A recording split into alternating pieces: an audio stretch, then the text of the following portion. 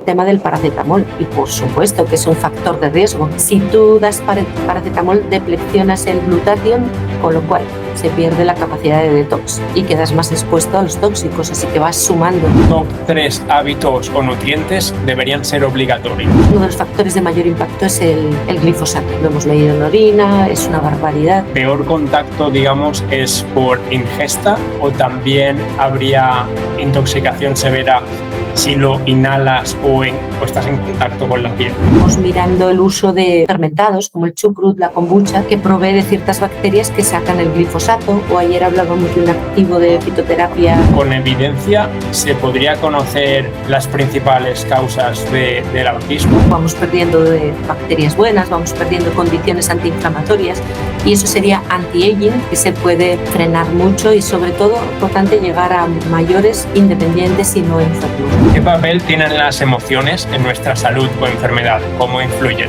No solo tenemos que desintoxicar, sino tratar de, después de vaciar el barril, recuperar nuestra capacidad de detox. 3 consejos o cosas que quizás no se están teniendo en cuenta para personas con autismo. Un niño que no te habla, no te mira, no interacciona, es un niño que está enfermo. No es un neurotipo como parece que nos quieren colar, ¿no? Como que fuera un tipo de persona. No, que están sobrepasados, intoxicadísimos, completamente desregulados. Entonces lo primero es con la intención de implementar esas plataformas de ARN, y eso es terroríficamente peligroso, ¿no? Tocar la genética, hecho con estas, ¿no? O sea, atreverse a dar instrucciones genéticas a las células, eso. Y miedo me da que lo hagan a través de microbiota, porque tú a través de los microorganismos puedes meter cualquier cosa. Ya hay investigación, hay cosas que tienen un peso tremendo. Por ejemplo, la suplementación. Durante el embarazo se necesita ácido fólico, pero hay que ver qué forma química se necesita. Si la madre tiene una mutación MTHFR, necesita que el fólico esté metilado. El fólico no se toma solo, hay que tomarlo con otras vitaminas. Familia Imparable, hoy tenemos con nosotros a una invitada muy especial, pionera en salud integral y bienestar holístico, gracias a todas sus formaciones y más de 30 años de experiencia. Ella es naturópata, experta en microbiota intestinal, medicina ambiental, bioresonancia y autismo, entre muchos otros. Su enfoque combina ciencia, biofísica cuántica y una comprensión de la salud y bienestar integral con el objetivo de encontrar las causas para abordarlo desde la raíz. Con todos nosotros, Mar Alonso. Hoy exploraremos y profundizaremos con ella temas tan fascinantes como qué es la bioresonancia, la ciencia detrás de esta terapia y sus posibles aplicaciones. Hablaremos del autismo, posibles causas, conductas y síntomas y cómo podrían mejorar o prevenirlo. Y terminamos hablando de la medicina ambiental para incluirla en un enfoque integral de la salud y cómo te puede ayudar a mejorar tu bienestar y calidad de vida. Mar Alonso, bienvenida al podcast y a la familia Imparable. No te lo pierdas porque se viene un episodio cargadito de conocimiento de mucho valor. ¿Cuánto y cómo dirías que nos influye el ambiente en nuestra salud o enfermedad? Bueno, el ambiente es determinante, ¿no? O sea, la genética tiene un peso específico porque uno padece de lo que puede, ¿no? Y no de lo que quiere. Es unas predisposiciones, pero sin duda los detonantes ambientales tienen el mayor peso. No sé decirte, un 75% más, dependiendo de la patología. Pero sí, por supuesto que el ambiente tiene el mayor peso de todo lo que estamos expuestos, ¿no? Wow. Claro, o sea que si ese ambiente es perjudicial o es tóxico, ya de por sí sería bastante difícil tener una salud óptima. Bastante, sí. A ver, depende de tu capacidad de detox, que también la traes de manera natural y luego se va bloqueando dependiendo de la vida que lleves, ¿no? Pero sí, por supuesto. Nosotros en medicina ambiental hablamos del modelo de barril, entonces tú imagínate un barril que se va llenando y llega un momento en que se desborda. Entonces hay factores que van llenando y ya pues algún detonante último que a partir del cual ya nos enfermamos, ¿no? Pero hay un previo. ¿Qué opinas de estos pinchitos intramusculares, digamos las vacunas, las inyecciones? Recuerda activar la notificación en mi perfil, ya que tenemos episodios todas las semanas, y compartirlo para ayudar a más personas. Te dejo con el episodio. ¿Qué opinas de estos pinchitos intramusculares, digamos las vacunas? Es un desastre. Yo creo que es el mayor desastre para la humanidad y sobre todo las de última invención. No te cuento, ¿no? Lo que pienso de ellas. Oh, wow. Porque además se van sumando sin ningún criterio, va sumando, o sea que por supuesto que creo que es un factor de pérdida de salud de mucho peso. Wow. Lo veremos más adelante, pero ¿consideras que habría al menos alguna recomendada o obligatoria? No, la verdad que no. Creo en el sistema inmune, creo en cuidar a la persona sin tener que recurrir a eso. Pues ¿se podría valorar alguna? Bueno, pues dependiendo de la situación, del contexto, de lo que estés expuesto, pues hay cosas que puedo comprarlas, ¿no? Entre comillas. Pero así en líneas generales, tal y como están planteadas hoy en día, no. Existen otras maneras también de inmunizarse y sobre todo tener un sistema inmune en buenas condiciones, ¿no? Suelo preguntar si nos quieren enfermos, pero como la respuesta ya es más obvia, vamos a preguntar cuánto de enfermos nos quieren. Pues lo justo para seguir vivos, dependientes de un montón de químicos. Por supuesto que sí, o sea, sobre eso no tengo ninguna duda, ¿no? Todo el sistema está diseñado para mantener a las personas con enfermedades crónicas y de esa manera pues tienes un cliente para rato, ¿no? Claro, pero al mismo tiempo que no se vaya de madres a una enfermedad demasiado severa, porque entonces ya como que es una mayor carga o colapsa para el sistema, ¿no? Sí, yo creo que nos faltan datos para entender, ¿no? Porque a veces dices, jolín, pues si es que esto para el propio sistema no es bueno, ¿no? Desde un punto de vista económico. Pero claro, si quien paga somos los de abajo y quien se forra son los de arriba, entonces, aunque el sistema no nos parezca sostenible, lo pensamos desde una economía, pues no sé, lo pensamos con la cabeza del sentido común, pero creo que hay otras variables. Mientras las mafias se llenan los bolsillos, pues parece que importa poco, ¿no? ¿Qué top 3 hábitos o nutrientes deberían ser obligatorios? ¿Qué consideras? Hombre, necesitamos, o sea, dentro de los nutrientes básicos los necesitamos todos porque cada uno tiene sus funciones, ¿no? Pero si tengo que escoger algo son los minerales. Muchas veces la gente se suplementa con vitaminas y si no hay una buena reserva, una buena cantidad de minerales, no van a funcionar las vitaminas. Así que si tengo que escoger me quedaría con el mundo mineral y de una manera muy equilibrada. Porque hoy en día también anda mucha gente suplementándose un poco a lo loco. Y el mundo mineral, metal es un equilibrio delicado, ¿no? ¿Crees que se pueden revertir las enfermedades crónicas y el envejecimiento? Las enfermedades crónicas, sin duda, ¿no? También hay que ver el estado de deterioro de la persona, pero en líneas generales podemos, claro que podemos. El envejecimiento se puede frenar. Por ejemplo, yo digo que te puedes rejuvenecer si rejuveneces tu microbiota, ¿no? Porque se va envejeciendo, vamos perdiendo de bacterias buenas, vamos perdiendo condiciones antiinflamatorias y eso sería anti-aging, aunque la vida tiene un principio y un fin y no ha puesto por estar eternamente jóvenes, ¿no? Creo que, bueno, pero sí que se puede frenar mucho y sobre todo para mí es más importante llegar a mayores independientes y no enfermos, ¿no? Sí, importante. ¿Qué papel tienen las emociones en nuestra salud o enfermedad? ¿Cómo influyen? Total, ¿no? O sea, eso tiene un impacto tremendo en todos nuestros sistemas. De hecho, la información es de arriba hacia abajo. O sea, nosotros podemos trabajar en las personas desde el punto emocional o trabajar en su cuerpo. Hay personas que tenemos que trabajar por un lado o por otro.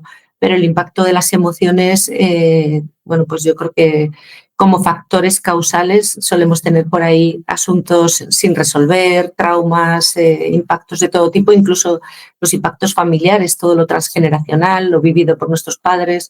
Por supuesto que eso tiene un tremendo impacto. 3 cosas que cambiarías del sistema de salud o no salud, mejor dicho, pública actual. Madre mía, es que no encuentro cosa que no cambiar, ¿no? No, es que, ¿sabes qué pasa? Que el enfoque me parece ya erróneo, ¿no? O sea, todo se estudia en base a la enfermedad y lo primero que tenemos que estudiar es la salud, qué es la salud, cómo mantenerla, cómo cuidarla. Entonces, bueno, pues primero habría que cambiar el enfoque. Segundo, bueno, pues dentro de ese enfoque está la intervención anti todo, en lugar de ir a favor de la vida, es todo contra el bicho, contra el no sé qué, buscando un culpable, un único culpable, y de sobra sabemos que todo es multifactorial y hay que tocar muchas cosas simultáneamente. O sea, de manera que una de las cosas sería el pensar en línea, ¿no? En vez de un pensamiento más lateral o por lo menos una visión mucho más de conjunto, desde otra perspectiva. Y por último, pues el uso de protocolos, ¿no? El uso de protocolos está tanto en lo natural como en lo alopático, ¿no? Y realmente cada persona es un mundo y cada persona en cada momento es un mundo, hay que individualizar. ¿Y es posible la desintoxicación de tóxicos corporales? ¿Alguna pista? Sí, por supuesto. Por supuesto, es una de las cosas principales de mi trabajo, ¿no? Trabajar en la desintoxicación y en la recuperación del ecosistema intestinal. Serían los dos puntos principales. Y sí, sí se puede. Y además no solo tenemos que desintoxicar, sino tratar de, después de vaciar el barril, tener capacidad de vaciarlo, o sea, recuperar nuestra capacidad de detox. Tenemos capacidad de eliminación, por supuesto. Lo que pasa es que acabamos por saturarla, por sobrepasarla o por incluso bloquearla. 3 consejos o cosas que quizás no se están teniendo en cuenta para personas con autismo. Primero, mi manera de ver es que no tiene, o sea, que no es un neurotipo. Un niño que no te habla, no te mira, no interacciona, es un niño que está enfermo. No es un neurotipo como parece que nos quieren colar, ¿no? Como que fuera un tipo de persona. No, yo creo que están sobrepasados, intoxicadísimos, sin capacidad ya de desintoxicar y completamente desregulados. Entonces, lo primero es abrir esa ventana de oportunidad de que se puede. Que es importantísimas esas cargas tóxicas, que es importantísimo el estado de su microbiota y que es importantísima la alimentación. ¿Y consideras que una salud imparable es posible entonces? Es posible, claro que sí, vivir sanos. Eso es. Eso es, sanos, longevos y como extender esa capacidad de vida lo más joven posible, ¿no? Así es, lo único que sí que es cierto que también nos podemos ir al otro extremo y pensar que, bueno, pues que haciendo ciertas cosas no nos vamos a enfermar, no nos va a pasar nada, pero es que son muchas variables más las que vienes ya con ellas escritas, digamos. Entonces, que esto no nos lleve a pensar que haciendo determinadas cosas estamos libres de toda enfermedad, porque luego las cosas no son así, ¿no? Pero sí que podemos hacer mucho, una barbaridad, por supuesto que sí. Bueno, Mar, cuéntanos resumidamente cómo ha sido tu trayectoria, ya que tienes un montón de experiencia y diferentes formaciones, y qué te hizo no interesarte, primero de todo, por la salud y luego por las diferentes especialidades que conoces. Uh-huh.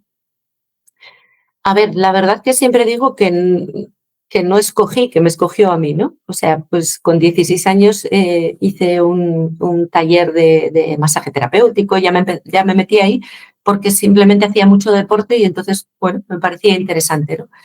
Y de ese primer curso ya no paré. Empecé a hacer ya 2 o 3 simultáneamente mientras estaba haciendo el bachillerato y todo el lío. Oh. Y un año después ya tenía la camilla en casa, entonces... no sé si escogí o me escogió, no me dio tiempo ni a pensar. Eso me interesó muchísimo. Soy muy estudiosa, o sea, me encanta aprender, me encanta entender. Entonces de ahí fui extendiendo pues, la osteopatía a otras técnicas después, bueno, en fin, he hecho de todo. Y el motivo de escoger todo lo que he ido haciendo ha sido como desde el principio trabajé con personas, entonces me iba topando con tengo que aprender de esto. Y entonces lo estudiaba. Tengo que aprender de esto otro, ir complementando. Y después, bueno, pues creo que ahí también es fundamental el trabajo personal, ¿no? Con 20 años, 21, empecé con el tema de la meditación, con la filosofía, y creo que ese es el punto de base que pone los ladrillos donde tú puedes después construir, ¿no?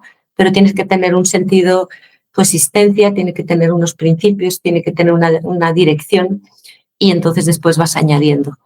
Qué bueno, qué buen mensaje. Bueno, he visto en tu web y redes, que las dejaré también por aquí abajo, que ayudas a las personas con muchos tipos de problemas en cuanto a la salud, ¿no? Pero ¿cuáles serían los más comunes que te encuentras en consulta o que ves reflejados en la población? Veo la verdad de todo. A ver, me buscan mucho por el tema de microbiota en los últimos años, ¿no? O sea, ya gente que viene directamente bueno, pues con intención de hacerse un estudio de microbiota, de recuperar esa salud. Pero veo de todo. O sea, he trabajado muchísimo con autismo, con enfermedades neurodegenerativas, con todo tipo de patologías digestivas, autoinmunes, también veo mucho. Y están en claro aumento todas las enfermedades crónicas, o sea, sin ninguna duda autoinmunes, sin ninguna duda Las neuropsiquiátricas en general están en clarísimo aumento y es lo que más veo, porque bueno, pues también hay un gran aumento de enfermedades metabólicas, pero igual las he derivado más o pues en fin, uno se va especializando, ¿no?, en determinadas cosas.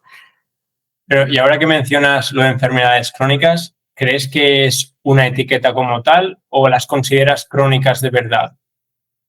A ver, sí que es verdad que cuando los vemos ya se han instaurado, entonces como tal, pues estás en una enfermedad crónica. Lo que pasa que hay que cambiar ese término de crónico porque se pone como sinónimo de que no se va a poder arreglar. Y el hecho de que una enfermedad se haya instaurado no quiere decir que no lo puedas revertir, ¿no?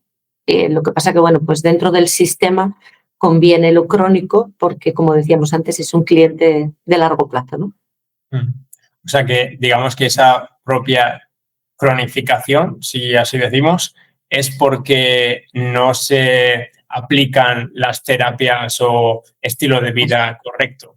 Así es, sí, eso se cronifica porque si no haces nada para cambiar el sentido, ¿no?, en la dirección, pues lógicamente sigues ahí, ¿no? Y generalizando un poco, ¿qué crees que son esos cambios principales que ha llevado a este aumento de enfermedades crónicas en el estilo de vida moderno?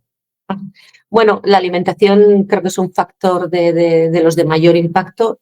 Todos los procesados, el azúcar, la pirámide invertida que nos enseñan, porque realmente está del revés, ¿no? O sea, es como hecho a propósito, no puede ser de otra manera, ¿no? Entonces, eso sería un factor principal. Luego, la excesiva medicalización de todo. Hoy en día se ha convertido en enfermedad hasta un parto, ¿no? O sea, todo aplica con multitud de fármacos. Entonces, la iatrogenia medicamentosa también tenemos que mirarla. Y desde pequeños, a mí eso me llama mucho la atención, el anular síntomas, ¿no? O sea, un niño pequeño tiene un dolor de cabeza y ya lo están medicando, tiene fiebre y ya lo están medicando. La mayor parte de cosas las podemos pasar sin ningún tipo de fármaco o usando remedios naturales, ¿no? Entonces, ¿en qué se diferencia principalmente tu abordaje del que podría ser el sistema de no salud pública? Bueno, primero que vas a ir a integrar, o sea, a que la persona sea partícipe, ¿no? Haga sus cambios y no se haga como papá me cuida, ¿no? Sino, bueno, pues hablamos y yo te tendré que pedir que tú hagas ciertos cambios, que quites ciertos alimentos, que cuides ciertas cosas y eso normalmente en el sistema pues no se da, ¿no? Te dan un medicamento y listo. O sea, que Después hay como un periodo de educación, una parte de educación. va simultáneo, eso es importantísimo, ¿no? La educación, aparte del sacarte del apuro, ¿no?, de darte los datos necesarios para que puedas salir de donde estás, por supuesto hay una parte educativa, ¿no? Esa es importantísima. Y después ir buscando factores causales, ¿no?, en general, ¿no? No solo ir al síntoma, sino ir a las causas, ir siempre de la mano de hacer una buena limpieza, una buena estabilización del intestino. Todo eso es algo que no se tiene en cuenta, digamos, en lo convencional. ¿Y cuánto tiempo consideras que una persona puede empezar a notar mejoras con estos abordajes más integrativos? Hombre, depende, ¿no? Depende de su patología, pero tiene que notarlo rápido, o sea, muy rápido. En algo tienes que notarte mejor desde el principio o desde los primeros meses, aunque todavía no le des la vuelta completa a tu situación, pero hombre, tienes que notar mejoría, sobre todo cuando se cambia la dieta al principio, hay cambios evidentes, ¿no? Y las personas te dicen, mira, pues todavía tengo estos síntomas, pero realmente noto algo diferente, como que tengo más energía para vivir o que me encuentro, no sé, mejor, ¿no? En algo tiene que haber cambios rápidos. Otra cosa es dar la vuelta a pues, una situación compleja que te puede llevar mucho tiempo, pero la mejoría se tiene que notar rápido. O sea que los primeros síntomas podrían ser relacionados, o sea, la mejora me refiero en cuanto a energía o Sí. estado de ánimo quizás. Una sensación de bienestar, ¿no? Que puede ir ahí con tener más energía, con dormir mejor, con tener eso, ánimo, fuerzas para seguir adelante, sí. Ahora, dos preguntitas que suelo incluir también en los episodios. Que la primera es, ¿cuál crees que será la próxima gran amenaza para la salud? No actual, sino la próxima, ¿o cuál crees que todavía se acentuará más? El tema de alimentación va a peor, claramente, ¿no? Nos quieren colar carne impresa, ¿no? Hecha con una impresora, o sea, que realmente eso es una amenaza para la salud, por supuesto. El hecho de que ya no existan semillas que no sean de Monsanto, eso es otra, o sea, que vaya desapareciendo toda posibilidad de revertir. La verdad, no creo que pase. Creo que también hay cambios positivos en un momento de locos, pero por otro lado también se está viendo pues, que la masa crítica de personas que van tomando conciencia pues va aumentando. Entonces espero que eso dé la vuelta. Pero dije desde un principio que estas últimas, no sé si se puede decir la palabra o te lo funden, pero bueno, las últimas vacunas iban con la intención no solo de ponerlas en un momento determinado, sino de implementar esas plataformas de ARN, y eso es terroríficamente peligroso, ¿no? El que al final, y ya lo estamos viendo, ¿no? Están hablando de una vacuna para la calvicie, otra para no sé, o sea, bueno, para el colesterol, dices, pero ¿qué me estás contando, no?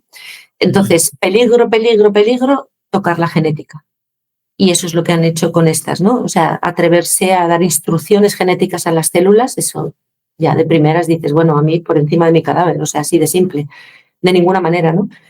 Y eso se ha intentado ya durante años con los alimentos transgénicos, con otras cosas, o sea, no es nuevo, lo que pasa que esto sí ha sido de mayor impacto.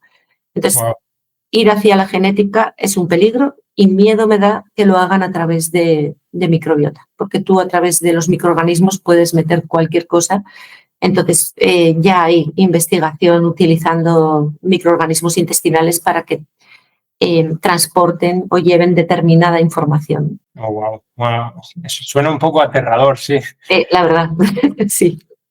Ahora que has mencionado lo de la carne, por curiosidad, no sé si has llegado a ver, el otro día vi un vídeo por Instagram que ya no sé qué puede ser verdad o qué no puede ser verdad, porque estaban enseñando como una fábrica, supongo que era en América, que estaba creando carne a partir de células humanas. Entonces, no lo he visto, pero lo creo.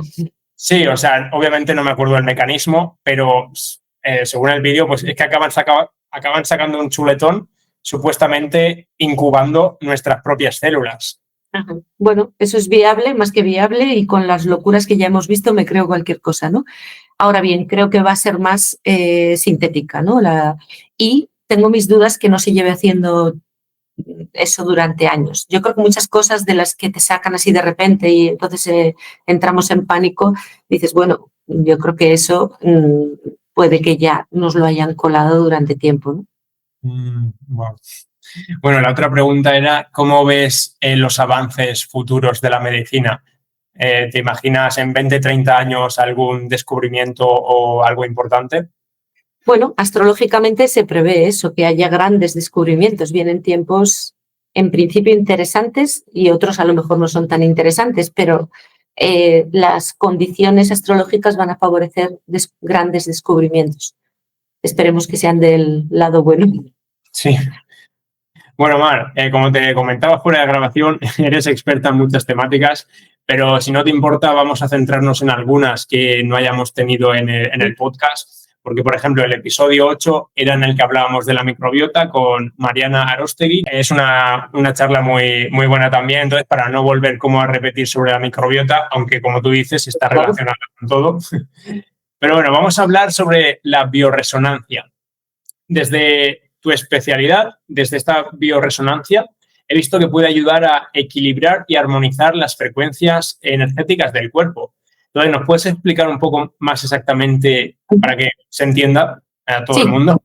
Sí, en modo fácil, la bioresonancia se basa en que todo elemento material tiene una onda asociada, ¿no? Entonces, cualquier célula, cualquier patógeno, cualquier cosa tiene sus propias frecuencias. Entonces, tú, con los aparatos de bioresonancia, puedes leerlas y las puedes modificar.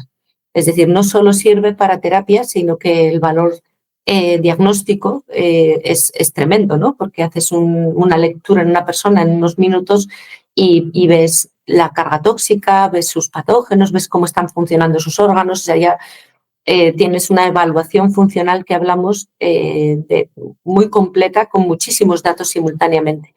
Y después puedes trabajar con esas frecuencias. Por ejemplo, si tienes la frecuencia de un patógeno, se trabaja con las ondas invertidas para anularlo.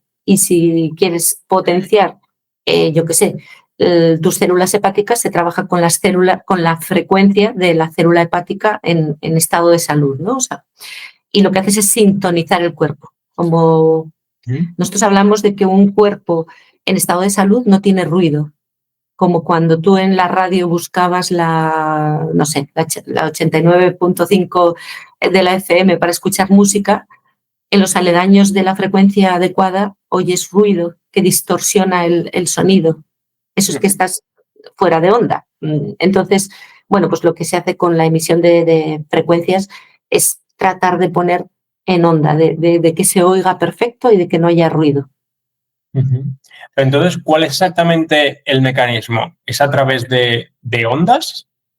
Sí, lo bonito de la bioresonancia, porque hay otros sistemas que emiten frecuencias, ¿no? Como pues, el Zapper o aparatos que emiten frecuencias que son saludables. Eso está bien, pero la bioresonancia va mucho más allá porque coge tus frecuencias y trabajamos con las tuyas, con lo cual es muchísimo más individualizado. O sea, que no tiene nada que ver con ondas, no sé, electromagnéticas o ondas perjudiciales. ¿Cuál sería la diferencia? Pero son las ondas saludables. Todo eso depende de la frecuencia, de la longitud de onda. La onda va a ser perturbadora o va a ser equilibradora. Pero en bioresonancia lo que hace el aparato es tomar la información de tus ondas, distinguir y separar las que son saludables o de las que están alteradas y trabajar, bueno, pues con esas ondas a favor o en contra, dependiendo de lo que busques. Entonces, también, ¿cuál sería la diferencia, ¿no?, de lo que se escucha como la resonancia magnética en este caso, ¿no?, que también se utiliza en el sistema convencional, a este tipo de bioresonancia? ¿Cuál es esa diferencia? La resonancia magnética no trabaja con frecuencias saludables, ¿no? O sea, eso es simplemente un sistema de diagnóstico, pues como cuando hacías las radiografías, ¿no? Que es emitir rayos X, ver lo que se imprime en la placa y listo, ¿no? Bioresonancias son las frecuencias biológicas del individuo. Lo otro se sale de lo biológico, o sea, está en otro rango, ¿no? Y entonces, ¿cómo podemos nosotros llegar a esos desequilibrios energéticos en nuestro cuerpo? O sea, ¿cuál es la causa por la que nos desequilibramos? Todo. Una emoción puede bloquear el flujo de energía, por ejemplo, en un meridiano, o el bloqueo de un chakra. Tú te llevas un disgusto y el chakra cardíaco, imagínate, se bloquea, ya no fluye, ya no hay ese paso de energía fluido. Pero también puede ser un tóxico, o puede ser un patógeno, o puede ser una radiación. Las radiaciones electromagnéticas evidentemente van a bloquear el propio flujo de energía del individuo, ¿no? Son frecuencias muy lesivas y algunas, digamos, que operan en rangos donde tiene que operar cosas naturales, ¿no? O bloquean, o sea, se conoce cómo afecta, pues, por ejemplo, el wifi afecta a la frecuencia de absorción del calcio, o afecta a la melatonina, o va a afectar a determinadas cosas, pues porque al final pueden operar en parecidas frecuencias y distorsionan eso. Así que si somos, claro, yo si me baso en que puedo trabajar con ondas, también evidentemente soy muy consciente de lo que nos afectan las ondas, que no son buenas, ¿no? Y con la bioresonancia, entonces, se podría, por ejemplo, contrarrestar los daños que nos hace la perjudicial, la tecnológica, la wifi.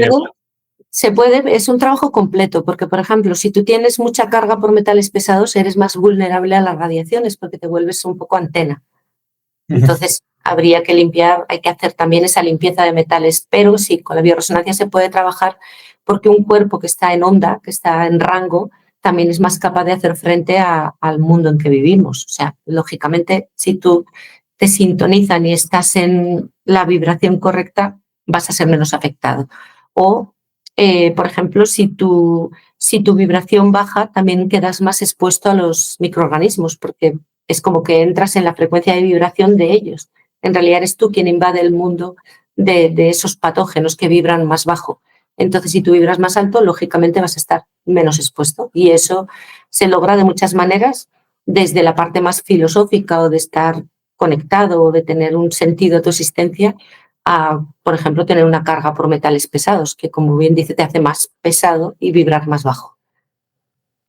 Claro, por intentar darle una explicación así como quizás más física de que se pueda entender o ver, cuando bajamos esta frecuencia, al final está disminuyendo, digamos, la propia función del tejido, ¿no? No sé Así si es. puede afectar a la propia, no sé, conectividad entre otros tejidos, en receptores, neurotransmisores, todo este tipo, ¿estamos hablando?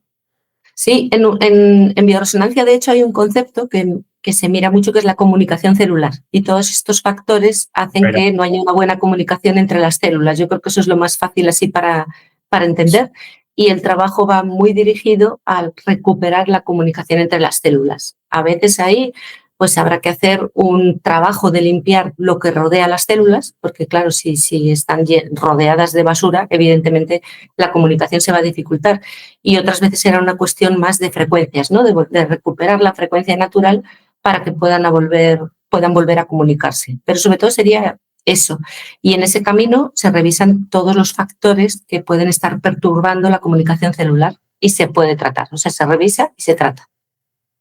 o sea que esto también estaría relacionado con lo que se conoce como el voltaje de la membrana de cada célula y demás.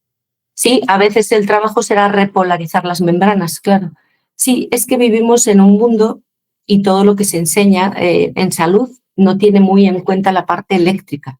Y, por supuesto, todo proceso químico es electroquímico y, de hecho, bueno, pues se estudia la transferencia de electrones, se estudia las cadenas de electrones y todo este tema, pero después no aplica, eso no se tiene en absoluto en cuenta, ¿no? ¿Y consideras que en tu abordaje, consideras que la parte de bioresonancia es un porcentaje, un factor importante o sería como un extra añadido?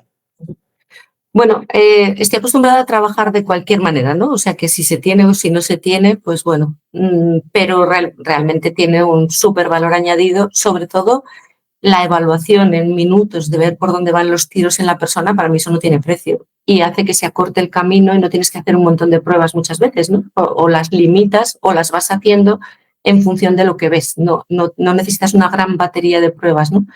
Y después, sí es un plus en la terapia, o sea, yo veo a la gente cada meses, o sea, pasando bastante tiempo, porque al combinar las diferentes técnicas es como que en la consulta los pones en orden y después los sostienes con de todo, ¿no? Con la intervención con probióticos, prebióticos, con la homeopatía, la homotoxicología o con las medidas que le recomiendes, ¿no? Sé que puede ser muy distinto e individual, pero ¿cuánto tiempo podría notar una persona las mejoras a través de esta terapia y cuáles podrían ser, ¿no?, a corto plazo y a largo plazo los diferentes beneficios? Sí, es difícil, ¿no? Porque, claro, cada caso no es un mundo, pero, a ver, por ejemplo, en una situación aguda, yo como tengo los aparatos, muchas veces no me tomo nada, ni siquiera un suplemento, porque me regulo con un par de programas de bioresonancia, ¿no? Tienes, yo qué sé, algo te ha sentado mal, sabes que va el tema por hígado, te pones los programas de desbloqueo hepático y listo. Eso en una situación aguda igual no te hace falta ni repetir. Si la gente que solo trabaja con bioresonancia, con los que yo conozco de Beacon, que se puede hacer una terapia solo con eso, pues al principio se hace sesión semanal o cada 15 días porque la enfermedad también tiene una inercia y entonces se sostiene pues, un tiempo no muy largo y después con cada intervención se va alargando ese efecto. Yo lo que he hecho es, al combinar diferentes cosas, pues digamos que con la bioresonancia haces el efecto del momento y después lo sostienes con otras cosas. Además, estos aparatos permiten copiar esa información en gotas, que alargaría el efecto. Es como tú copias las frecuencias que le has puesto en la sesión y cada vez que se toman las gotas haces como una especie de recordatorio al sistema de lo que hiciste en camilla, ¿no? O también se pueden grabar bueno, pues en unos chips externos que se los colocas en el cuerpo para que esté emitiendo esas frecuencias. O sea que hay sistemas para alargar el efecto, pero si solo trabajas con bioresonancia, al principio se requieren sesiones un poco seguidas, ¿no? Depende del caso. Y no se ha visto, digamos, efectos adversos o perjudiciales con estas terapias. Claro, lo interesante es que estás trabajando con las frecuencias propias es difícil, ni aunque le pongas intención, hacer daño con tus propias frecuencias. Sí que hay un escenario de exceso de terapia, ¿no? Hay veces, pero eso más que en consulta, lo ves en personas que se compran aparatos para hacerse terapia y se lo ponen a diario no sé cuántas horas. Entonces, claro, tampoco le puedes estar dando información todo el tiempo al cuerpo y no dejándole que esté tranquilo y fluya, ¿no? Pero la única cosa sería esa y, bueno, pues se puede neutralizar. De hecho, los aparatos de bioresonancia traen programas para el exceso de terapia, ¿no? Como para hacer un borrado y dejar a la persona tranquila.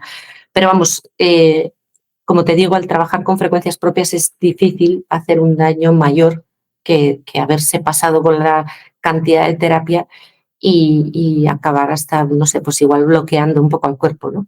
Es como dar demasiadas informaciones. Y he visto en tu web que puede ayudar a muchísimos problemas. Tengo apuntados por aquí como problemas de piel, de estrés y fatiga crónica, desintoxicación también, desequilibrios hormonales, sistema inmune. Entonces, ¿cómo puede ayudar a tantas cosas diferentes? Es decir, estamos, digamos, focalizando en un tejido en cada sesión o como que hay un beneficio más general o cómo lo enfocas. A ver, claro, si tú eres capaz de leer todas las frecuencias del cuerpo, pues teóricamente puedes afectar a cualquier parte, ¿no? Según lo que sea. Lo más importante en bioresonancia, que te da tantos datos, es saber priorizar. Entonces vas viendo, la información va por capas, tienes que saber ver la que es prioritaria en este momento, la trabajas y para la siguiente vez habrá un nuevo escenario, que es otro concepto también que hay que entender.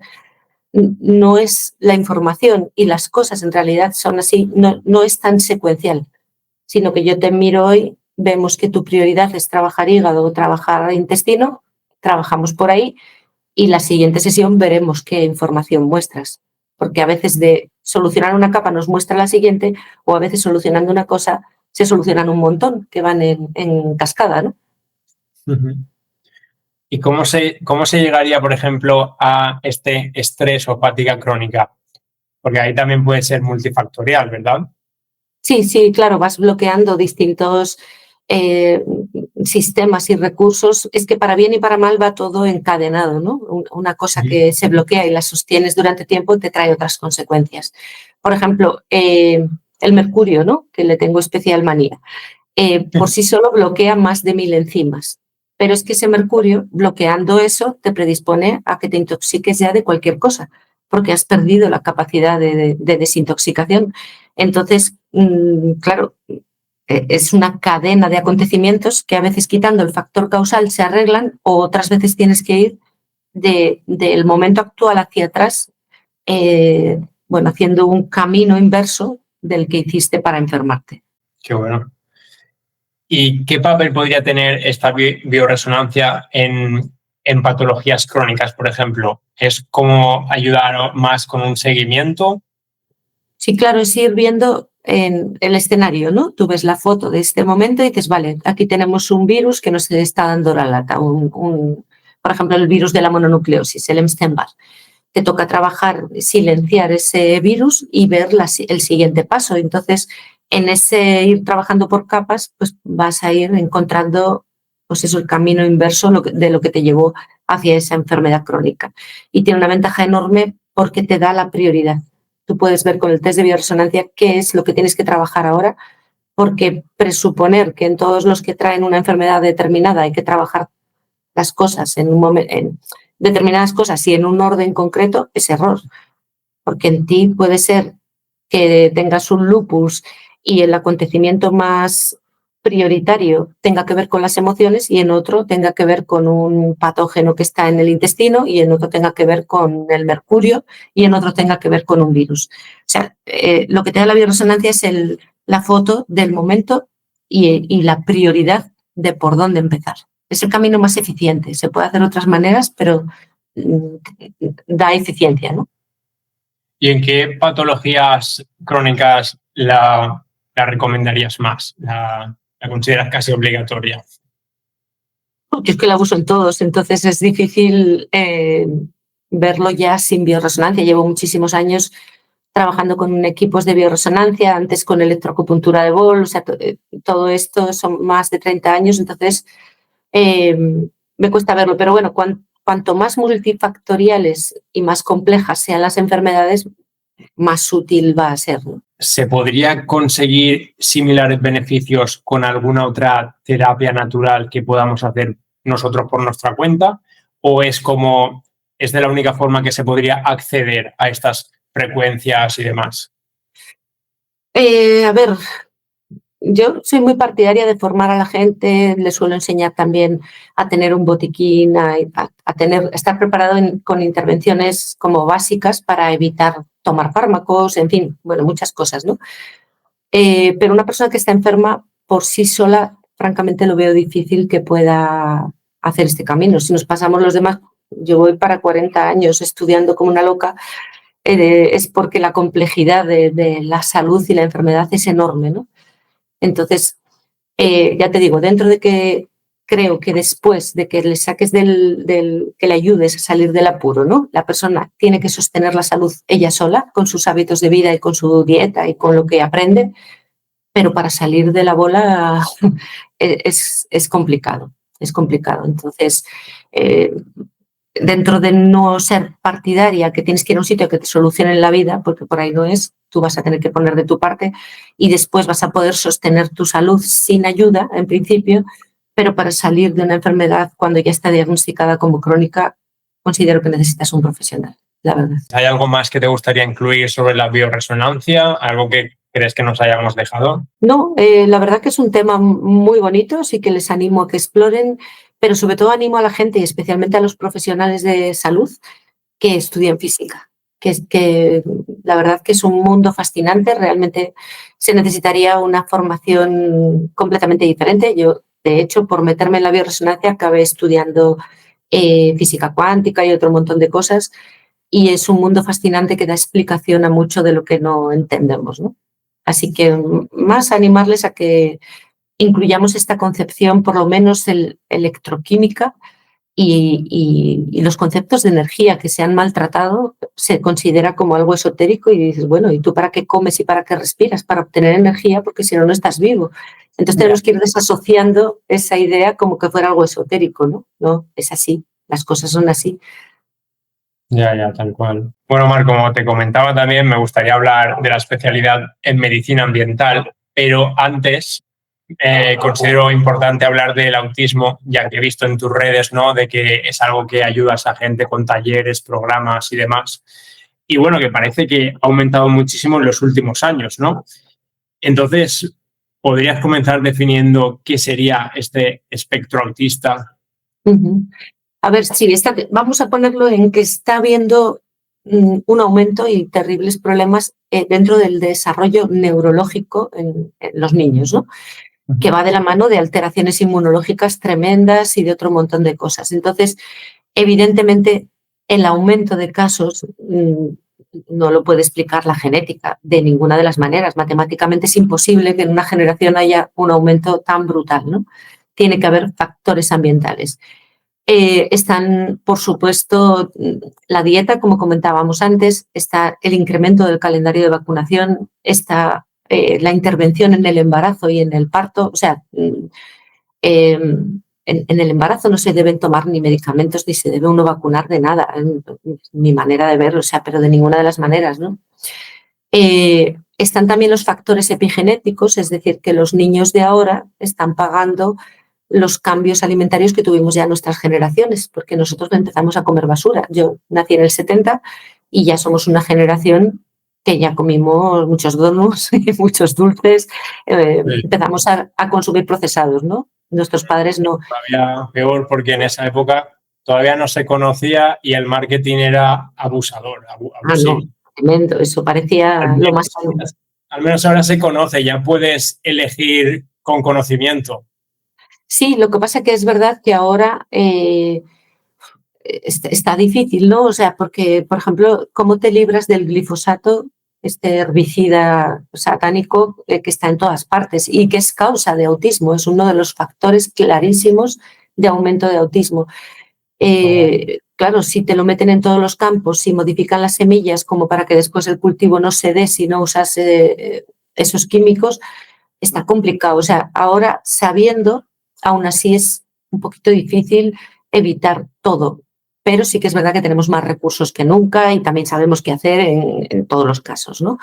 Pero bueno, en fin. Y bueno, pues ese tema ha hecho que se toquen determinadas teclas con factores epigenéticos que son heredables y que ya hemos transmitido a las generaciones futuras. El hecho de que las madres tengan los hijos cada vez más tarde también es un tema, porque tu barril se va llenando y no está igual de lleno con 21 que con 38, evidentemente. Eso tiene la buena noticia de que si la persona es consciente antes del embarazo puede hacer una desintoxicación, puede trabajar su microbiota y quedar en un estado pues de joven. O sea, no estamos hablando que no puedas tener hijos de más mayor, pero evidentemente tienes que ser consciente de que tiene una serie de consecuencias, ¿no? Y todos los factores a los que has estado expuesto, cuanto más tarde tengas los hijos, pues lógicamente van a tener un mayor impacto. Y ya no sé ni de qué estábamos hablando. Del autismo, sí. Bueno, una cosa muy importante ahí es que todos los factores ambientales afectan a la microbiota, entonces todo eso que estamos hablando tiene un impacto en el ser humano, pero también en sus microorganismos. Y ahí viene el lío padre, porque la microbiota se echa un desastre. En estos niños es completamente desastroso. Oh, wow. Pero podrías definir, no sé si me he perdido también, más específicamente qué sería el autismo y qué, digamos, síntomas puede englobar. Bueno, principalmente cuando es la desconexión, ¿no? El no interés por el contacto social. Hay, bueno, pues la mayoría de ellos que yo atiendo son no verbales, es decir, empezaron a desarrollar el lenguaje, pero pues aproximadamente a los 18 meses hacen una regresión y pierden el lenguaje, pierden el contacto con el mundo, pierden el contacto visual. Y luego tienen distintas estereotipias, desde movimientos repetitivos o también la selectividad alimentaria, dejan de comer la mayor parte de cosas para que solo coman 4 cosas, ¿no? O sea, se vuelve muy selectivos, tienen alteraciones del sueño, en fin, es un poco un escenario eso donde te das cuenta que se ha desregulado todo, ¿no? La verdad que es un escenario de pérdida total del equilibrio, de la homeostasis. En fin, yo creo que solo con ver que un niño deje de hablar y se meta hacia adentro y no contacte y no responda ni a su madre, nos tiene que hacer pensar que ese niño está muy mal. Y en cuanto a diagnóstico, por ejemplo, ¿hay diferentes grados de afectación o solo existe como autismo o no autismo? No, hay muchos grados y luego dentro de los trastornos del espectro autista hay muchas cosas, no solo el autismo, que sería como el grado más severo, como el déficit de atención, la hiperactividad y todo eso, ¿no? Y dentro del autismo hay unos cuestionarios como el ATEC, donde se hace un baremo de puntos y de hecho en muchos casos lo que vamos, digamos, evaluando es que vayan bajando en ese ATEC, o sea que cada vez tengan menos puntos para salir del espectro, ¿no? Que se vayan acercando a salir del espectro. Hay muchísimos grados, hay casos muy leves, digamos, y otros que son muy severos. Pero en general vemos mucho los severos, ¿eh? O sea, es común estos niños sin lenguaje, sin interacción, con gran selectividad alimentaria y con un montón de estereotipias. Y eso te iba a preguntar un poquito más por los diagnósticos, o sea, ¿son bastante fiables a día de hoy? ¿Son un poco subjetivos en algunos campos? Porque parece también, a veces se habla como que parece que se está sobrediagnosticando también. Ajá. Sí, sobre todo, pues ya si nos metemos en el déficit de atención, la hiperactividad, o sea, ahora un niño es un poco inquieto y ya va a entrar en el cajón. O sea, sí que es verdad que hay un aumento de diagnósticos de que cualquier cosa que se salga de lo esperado, porque iba a decir normal, pero bueno, de lo esperado, pues ya se mete en ese cajón. Pero ya cuando hablamos de autismo, bueno, pues no es un cuadro que puedas diagnosticarlo y en realidad tenga otra cosa, ¿no? O sea, realmente en fin, no hay un desarrollo neurológico adecuado. Pero sí que es verdad que dentro de ese cajón están, pues eso, el niño inquieto, el que se porta mal, en fin. Y muchos de esos casos, solo quitando el azúcar, se resuelven, azúcar y aditivos, porque eso pone el sistema nervioso como una moto. Wow. O sea que ahí lo primero que tenemos que ver es que tóxicos están afectando a la conducta cuando es un problema puramente de conducta, ¿no? Y luego, bueno, pues también hay problemas. El sistema educativo, pues tampoco es muy atractivo, ¿no? Entonces, el que tenga una mente un poco inquieta, que verdaderamente también hay en ese saco hay genios que no se pueden adaptar al sistema y entonces, bueno, pues ya se les llama o se dice déficit de atención. El déficit de atención no existe. La atención en el ser humano siempre está. Lo que pasa es que puede que esté donde no debe, ¿no? O sea que lo que habría que hacer también es, bueno, pues un sistema educativo más motivador, más interesante. Y bueno, hay que darle la vuelta pues como al sistema sanitario, ¿no? Ya, un poco difícil, pero sí, ojalá. Bueno, ahí van, ¿no? A día de hoy, digamos, con evidencia, ¿se podría conocer las principales causas del autismo? ¿O todavía son como teorías que podrían ser o quizás no? Hombre, yo creo que hay cosas ya muy sólidas y la cantidad de estudios que hay respecto a la influencia de la microbiota en el eje intestino-cerebro, el impacto del ambiente en esa microbiota, los metales pesados impactan en microbiota de una manera tremenda. Yo creo que tienen una disbiosis, un desequilibrio de microbiota inducido por los tóxicos, particularmente por los metales pesados, más que vamos, como siempre es multifactorial, ¿no? Pues sumando cosas como el glifosato, la parte de epigenética, la autoinmunidad, que hace poco se ha puesto muy en, digamos, ahí en la mesa por la propuesta de Estados Unidos, ¿no? de la administración de Trump, del uso de leucoborina en el autismo. Y realmente por ahí hay mucho tema, porque hay mucha autoinmunidad frente a unos receptores del folato cerebral sin el que el cerebro no funciona. Y realmente la prevalencia de eso es muy alta. Y esa autoinmunidad está en tremendo aumento por factores ambientales. Así que sí, juntando todas las partes, pienso que conocemos ya muchísimo. Y ahora que nos hemos metido en estas causas, por ejemplo, también se escucha a veces, ¿no?, de las vacunas o inyecciones, por si acaso me censuran. ¿Qué papel podrían tener? Porque hay como los dos bandos, ¿no? Los típicos que evidencian claramente que puede causarlo y los que dicen totalmente que no. Entonces, ¿dónde está la realidad? Hombre, yo creo que tienen, dentro de ser multifactorial y de que tengo algunos casos de autismo no vacunados, hay que ser sinceros, ¿no? De factores ambientales para mí son los de mayor impacto.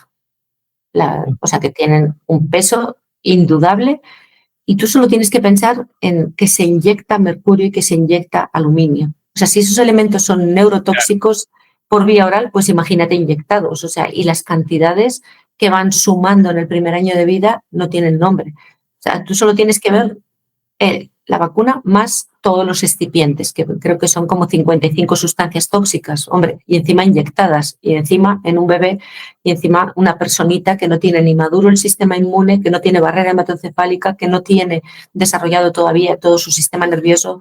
Hombre, yo creo que el que no vea eso, pues chico, pues es porque no quiere verlo. Aunque estés a favor, hay que darle una vuelta a cómo se están haciendo las cosas, a desproveer de tóxicos a esas vacunas. Por ejemplo, las vacunas llevan mercurio en los viales multidosis. Si los viales fueran monodosis, no es necesario. Hombre, pues que los hagan monodosis, ¿no? Porque lo que evita es la contaminación bacteriana. Entonces, si tú pinchas en un vial y lo mantienes para la siguiente, pues se puede contaminar. Pero si el vial fuera monodosis, no necesitaría mercurio.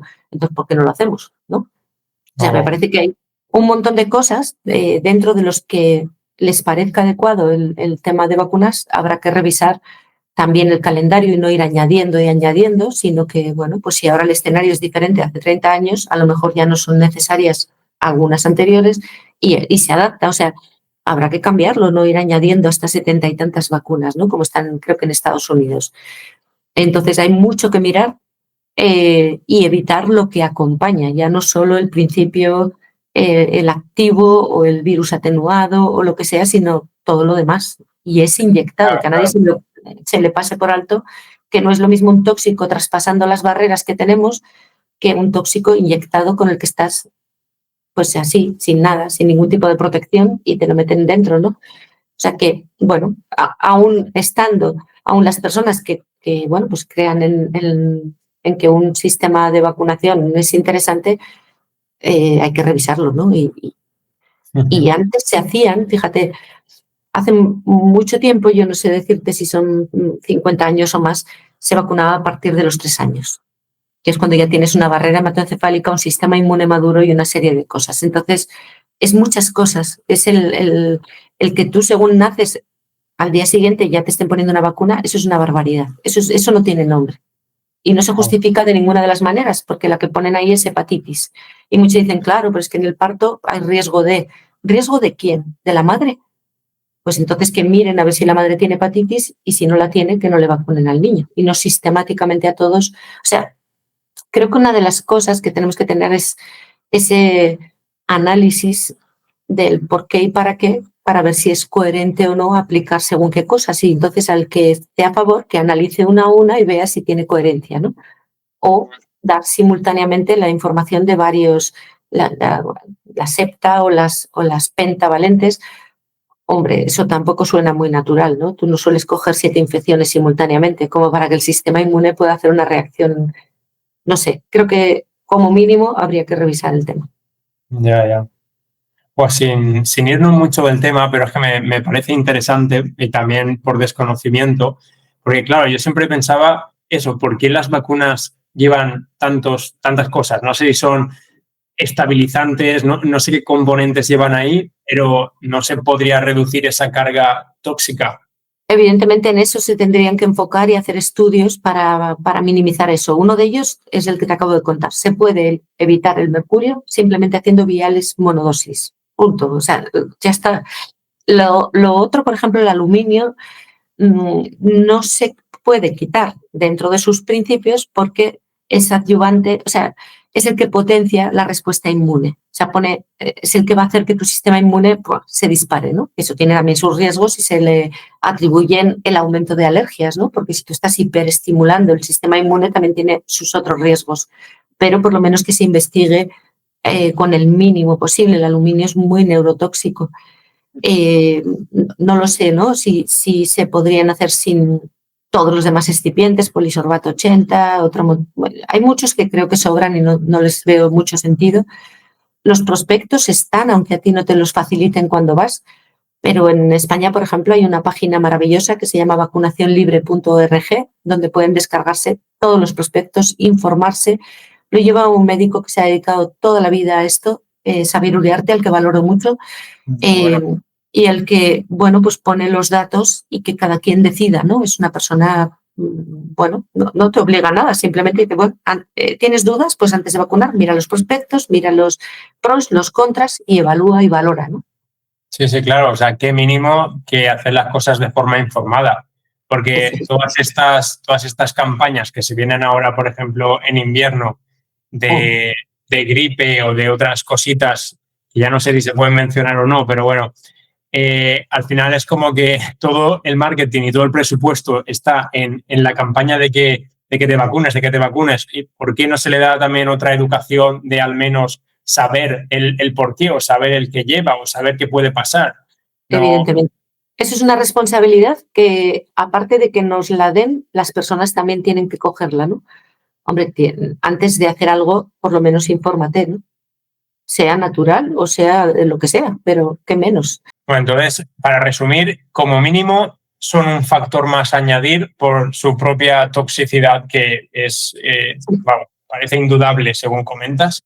Y la última pregunta ya. Entonces, todas las vacunas de por sí contienen estos tóxicos. Entonces, da igual qué vacuna sea. Todas llevan añadidos, aparte del, digamos, el activo de la vacuna en sí. No todas llevan todo y lo pueden consultar. Ya te digo que se pueden ver todos los prospectos, muchísima información en esta página y en otras, pero esta está muy, muy bien. Y creo que es un factor de peso, probablemente el de mayor peso de todos los que están ahí en la mesa. Oh, wow. Y bueno, continuando con el autismo entonces, ¿es algo que principalmente se desarrolla, por ejemplo, durante el embarazo y los primeros meses o años? ¿O también podría desarrollarse de repente en la edad infantil pero más avanzada o en la edad adulta incluso? Cuéntanos. Tenemos de todo, o sea, hay niños que ya nacen con muchos factores acumulados, por ejemplo, si la madre lleva amalgamas, entonces va a tener una exposición a mercurio intraútero que atraviesa la barrera placentaria, o sea que impregna después el sistema inmune, el sistema nervioso, con lo cual ya van a hacer con bastantes boletos, ¿no? Y después vas sumando. O, por ejemplo, si la madre también tiene algunos factores de autoinmunidad o determinadas situaciones en el embarazo, también intraútero ya empiezas a comprar boletos. Los que tienen un autismo regresivo lo suelen debutar con 18 meses, por eso se relaciona mucho con la triple vírica. A partir de esa vacuna, tú no te imaginas la cantidad de personas que cuando te cuentan esto, la mayoría, dicen, no, yo fui, el niño estaba normal, hablaba y tal, fuimos a esa vacuna y cuando volvimos lo perdimos, ¿no? O empezamos a perderlo en los días posteriores, así que por lo menos eso se debería investigar. Wow. Y si he visto algún caso, los menos, como un caso de Estados Unidos, donde tienen mucha exposición a glifosato, que lo desarrolló a partir de los 3 años, esta regresión, esta pérdida del lenguaje, y uno de los factores de mayor impacto es el glifosato. Lo hemos medido en orina, es una barbaridad y además por mecanismo lo justifica, pero son los menos, o al menos yo he visto menos. Los que pasan esa frontera del año y medio, 2 años, yo he visto menos. No te sé decir porque no me he puesto a mirar estadísticas o a saber, pero dentro de lo que yo he podido ver, pocos lo desarrollan ya a partir de 3 años. Vale, o sea que es muy raro desarrollarlo de repente en la vida adulta. No, en la vida adulta, a ver, puedes tener ahí un fondo y que nunca fue diagnosticado y a partir de determinados factores que se complique. Vale, o hay rasgos autistas que se pueden ver en adultos, pero ya este desarrollo de regresión, de pérdida del lenguaje, de desconexión, solo lo he visto en la infancia. Después pasan otras cosas, no es que los factores no te afecten. Tengo gente que de más mayor ha hecho, pues no sé, convulsiones a partir de una vacuna o otro tipo de problemas o enfermedades autoinmunes, eso también es muy común, pero ya no se desarrolla aquello porque aquello tiene el impacto de que tú estás todavía en etapa de formación y de maduración. Desarrollo. Bueno, ahora que has mencionado el glifosato, una preguntilla rápida. O sea, ¿el peor contacto, digamos, es por ingesta o también habría una, digamos, intoxicación severa si lo inhalas o estás en contacto con la piel? Sí, también, o sea, te intoxica por todos lados, ¿no? A la población general nos llega más por la alimentación, pero si tú vives en el campo y están fumigando, pues evidentemente vas a tener una exposición por todas las vías. Por contacto no sé si penetra, pero por inhalación sí. La parte más estudiada es por la ingesta, pero sí conozco casos de cáncer, un aumento de la incidencia de cáncer en poblaciones, en gente que está cerca de campos donde se está fumigando, ¿no? Y agravaciones en esos momentos, en fin. Es por todas las vías, lo que pasa que eso, la población general donde principalmente llega es por alimentación. Joder, sí, aquí a veces también lo utilizan como si fuera, yo qué sé, como si fuera un agua ahí tirándola como si nada, sí, y me hierve también, me hierve la sangre. Entonces, digamos que también tiene un componente genético, el autismo, posiblemente, que un pequeño porcentaje diríamos. No, o sea, depende del caso, la genética también tiene su peso, lo que pasa que sin los factores ambientales nunca se habría desarrollado. No se hubiera desarrollado nunca, pues porque tiene que haber otros factores, pero hay factores genéticos como, por ejemplo, si tú tienes una mala desintoxicación hepática genética, o sea, tú vienes con una genética que no eres buen desintoxicador, evidentemente te va a afectar mucho más y eso es lo que marca la diferencia entre los niños que a pesar del calendario no lo desarrollan y si lo desarrollan. Ahí es fundamental esa capacidad de detox. También traemos una capacidad de desintoxicar metales pesados individual según la genética. Entonces, claro, eso no te va a enfermar, pero si estás expuesto a metales, tienes más probabilidad de desarrollar problemas. Hay muchos factores genéticos, muchos de ellos también reversibles, ¿no? O sea que si tú tienes pues esta parte de epigenética, ¿no? Lo mismo que activamos la tecla, podemos desactivarla con la intervención, ¿no? Entonces, te voy a plantear 3 posibles escenarios. A día de hoy, ¿es posible, digamos, prevenir o evitar que el autismo suceda? Por otra parte, que una vez sucede, mejorar esos síntomas o también llegar totalmente como a revertirlo. Sí, ¿Cómo ves? la prevención se puede, por supuesto que se puede.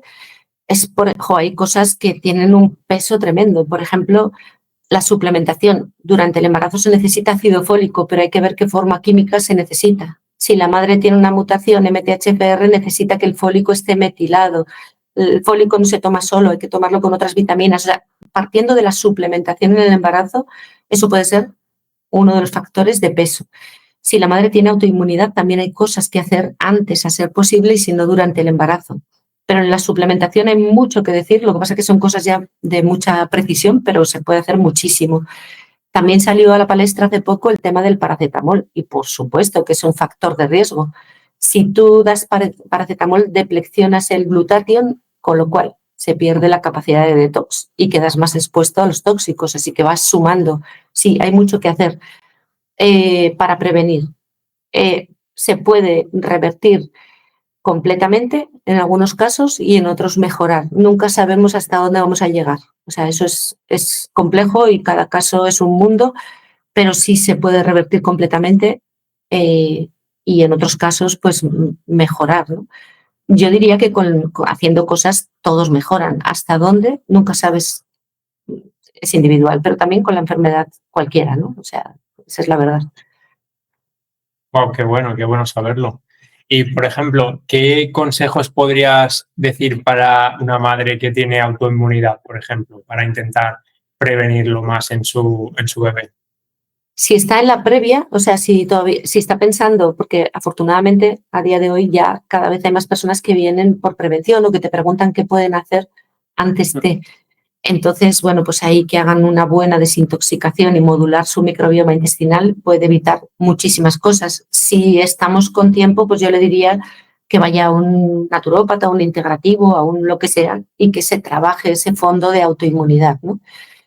Si tienen autoinmunidad frente al folato cerebral, tienen que suplementarse de determinada manera con el ácido fólico en el embarazo. Entonces, eso sería... se puede hacer mucho porque si consigues que haya folato cerebral, pues evitas muchos problemas.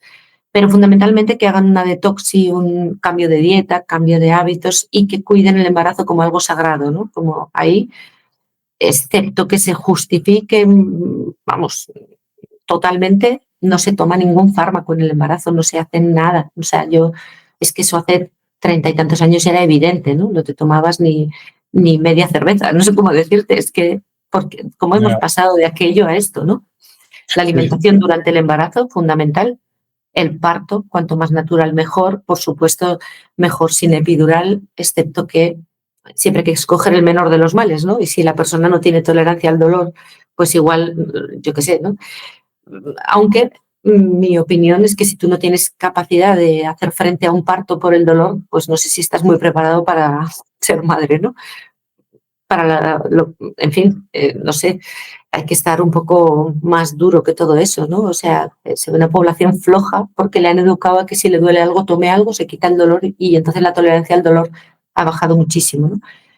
La epidural puede llevarte más fácilmente a una cesárea, el parto por cesárea te lleva a una microbiota diferente, que no es nada favorable, con lo cual, bueno, pues lactancia materna, pero sobre todo eso, muy buena alimentación de la madre, quitar totalmente, pues eso, procesados y azúcares y todo lo evitable.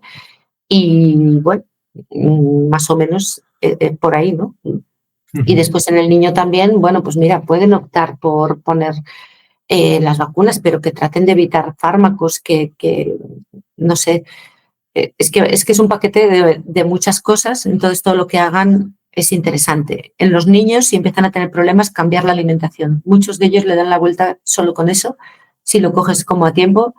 Bueno. Normalmente se quita el gluten y el lácteo directamente a falta de datos, ¿no? Porque hay analíticas más precisas, pero a falta de datos, sacar el gluten, con eso, si sacamos cereales, también vamos a sacar buena parte del glifosato.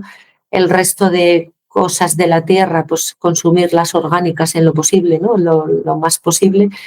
Y bueno, pues ir hacia una alimentación más ecológica, ¿no? Que no falte la fruta, la verdura y evitar todos los venenos, ¿no? O sea, y ahora que menciono otra vez lo de glifosato, ¿hay alguna triquiñuela de marketing que si un producto está considerado como orgánico o como ecológico, puedan seguir habiendo echado el glifosato? Porque siempre hay trampas. Pues la verdad que supongo, ¿no? Pero que en general todo lo que testamos que se vende como eco, aunque no hay nada que sea 100%, porque no hay tierra para hacerlo 100%, está mucho mejor que lo convencional, ¿no? Y lo que no está procesado, hombre, no es lo mismo un alimento que ha pasado un montón de procesos que una manzana, aunque traiga glifosato. Y se puede lavar. Se puede lavar con bicarbonato sódico y quitas lo que está en la superficie. Ahí también estamos mirando el uso de fermentados, como el chucrut, la kombucha, que provee de ciertas bacterias que sacan el glifosato. O ayer hablábamos de un activo de fitoterapia que también secuestra el glifosato. O sea, buscando, hay maneras y bueno, pues, en fin, informándose van a encontrar caminos, porque si no entramos en pánico y dices, Dios mío, ¿no? Y realmente, bueno, el ser humano tiene una capacidad de adaptación brutal y podemos ir buscando salidas, cosas que nos apoyen, soluciones, haciendo desintoxicaciones periódicas, en fin, que ahí tenemos posibilidades, por Dios.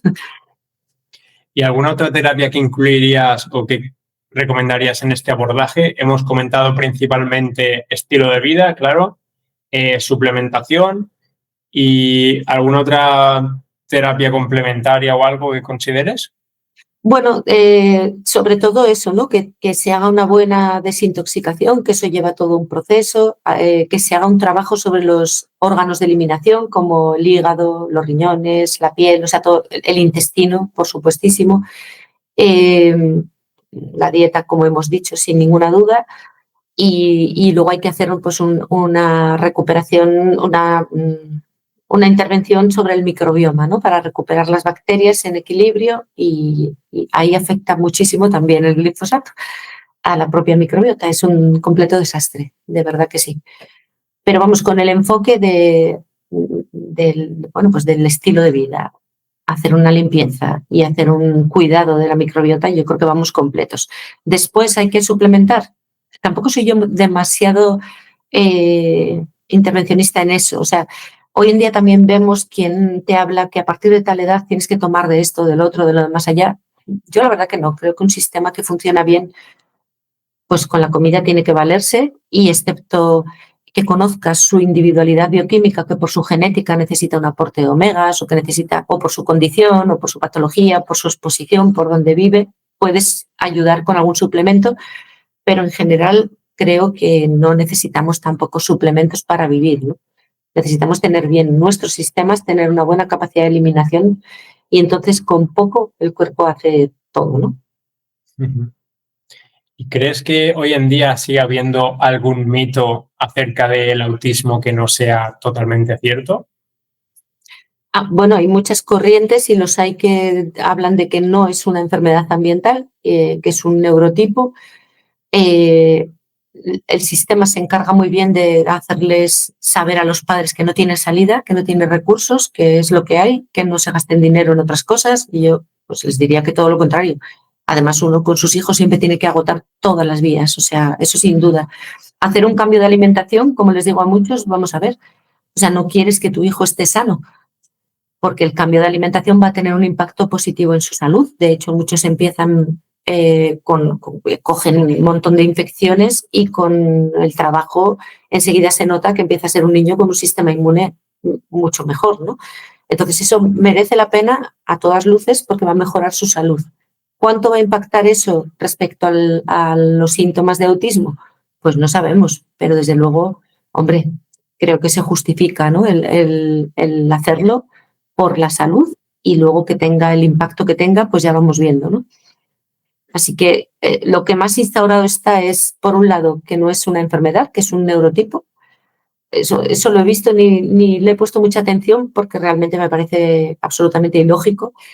Y segundo, que tengamos claro que son niños tremendamente intoxicados, que no están sanos en absoluto y que, por tanto, pues podremos hacer algo, ¿no? Eso en realidad es una buena noticia, porque si te dicen eso como una sentencia, pues no puedes hacer nada, pero bueno. Así que está muy instaurado, si tú te vas a lo convencional, que no hay nada que hacer, que es lo que hay, y ya de más mayores acabarán medicados institucionalizados y punto, ¿no? O sea, creo que hay que buscar otros caminos. Y hay muchísima información hoy en día, ¿no? Sí, también a veces socialmente, no sé, como que veo corrientes raras de que como que se ha normalizado demasiado y al mismo tiempo es como, no sé, como si la gente incluso quisiera ser autista sin serlo.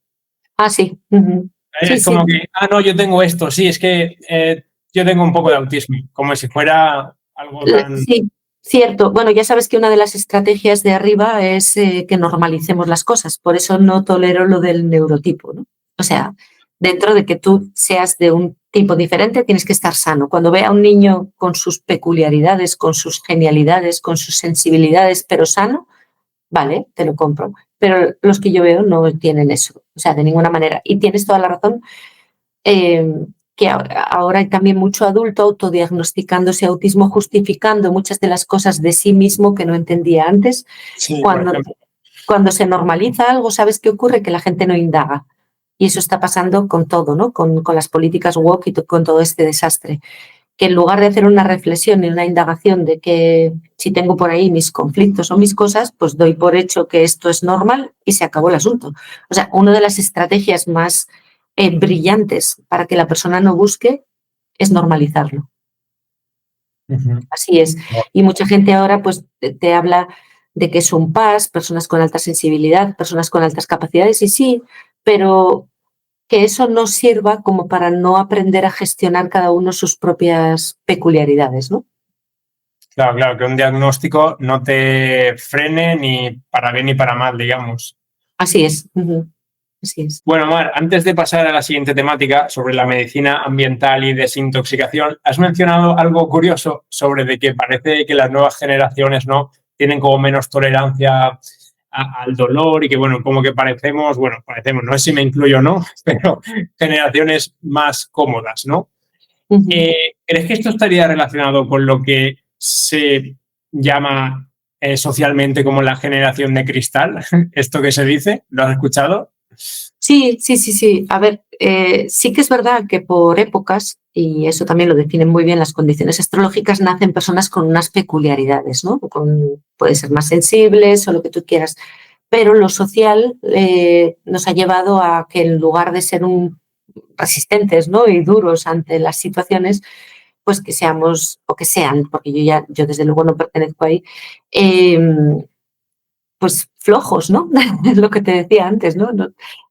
Nosotros hemos tenido una educación probablemente más dura, no hemos tenido la mayoría tantas cosas disponibles ni nos podíamos permitir muchas cosas, pero eso nos ha hecho también, pues no sé, más capaces de afrontar situaciones, ¿no? Entonces sí que se ve, pues, generaciones poco preparadas para afrontar situaciones complejas y sobre todo lo que te digo, si en lugar de enfrentarte a tus demonios los normalizas, pues vamos fatal, ¿no? Fatal. Claro, yo ya no me refería tan solamente al aspecto físico, sino al aspecto incluso emocional, ¿no? Como, no sé, socialmente obviamente es una generalización que nadie se tiene por qué dar o sí por aludido, pero es como que, ¿no? Como que todo el mundo le sienta mal algo. Como que tienes que hablar con súper correcto, sí. no puedes equivocarte de término porque entonces esa persona ya se siente identificada y le sienta mal. Y como Sí. esto se ha llegado a un punto también que ya no sé si es a nivel emocional, a nivel Bueno, social. es enfermizo y también se ha inducido desde arriba, porque no hay la mejor estrategia que se mantiene es que divide y vencerás, ¿no? Entonces, generar nombrecitos para las cosas hace que separar a las personas y generar conflictos que probablemente ya estaban superados, como, no sé, yo, por ejemplo, violencia de género, ¿no?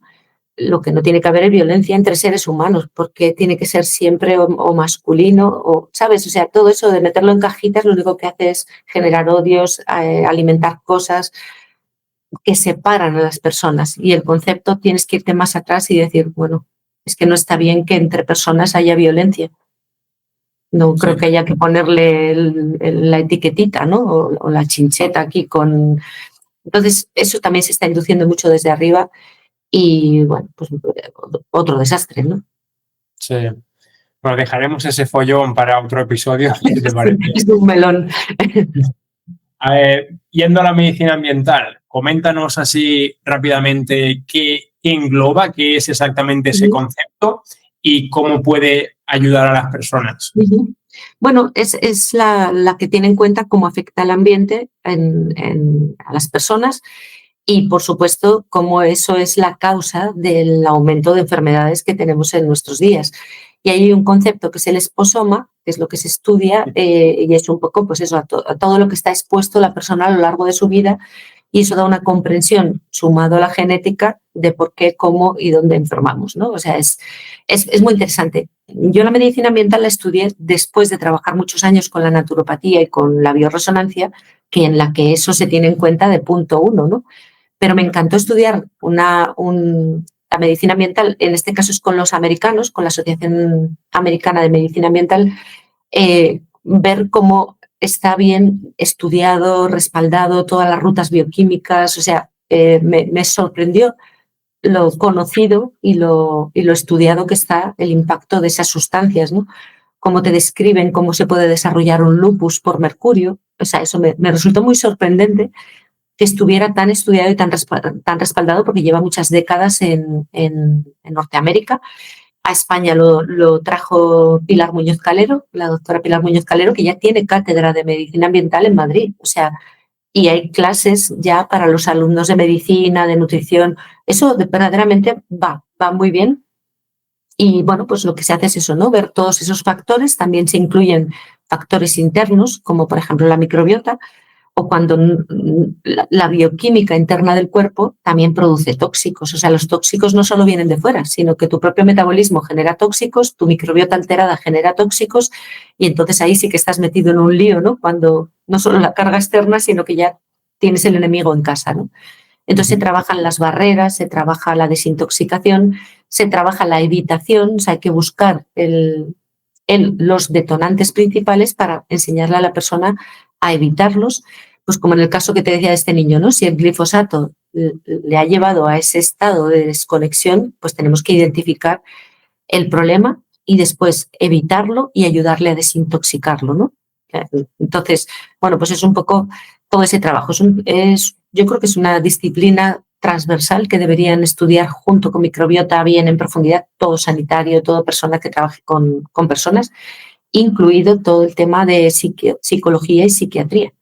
Lo vemos constantemente, como la persona tiene depresión y resulta que lo que tenía era una carga tóxica que estaba afectando a sus neurotransmisores, o como su eje intestino-cerebro no estaba bien. En fin, que creo que es, bueno, pues transversal, como te digo, a todos los que trabajen con personas, ¿no? Entonces, ahora que lo has relacionado con las emociones, me parece muy interesante. ¿Qué crees que ocurre primero? O sea, primero tenemos esa carga tóxica, desbalance o lo que sea a nivel más físico, o primero nos ocurre la emoción y luego nos lleva a cómo es el proceso.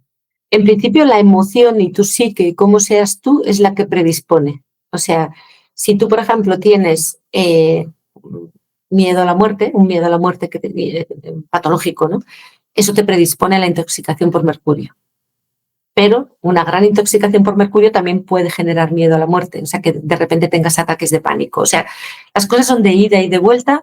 En origen, el factor emocional mental es superior, pero es que ese factor emocional o mental puede venir de antes, de intraútero o de antes. Entonces, es complejo porque si lo vemos desde una continuidad de existencias, entonces te diría lo mental.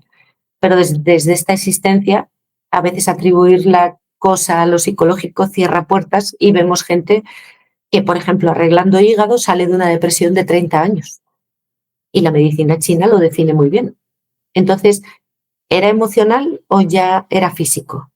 Luego, lo emocional pudo estar como detonante, desaparecer. Tú te haces tu terapia, tus cosas, desaparece ese factor causal, pero tú sigues enfermo. Entonces hay que arreglar lo físico, ¿no? Y como explico siempre, si tú bebes y conduces habitualmente borracho y te das una torta y rompes el coche, aunque dejes de beber, el coche ya lo has roto.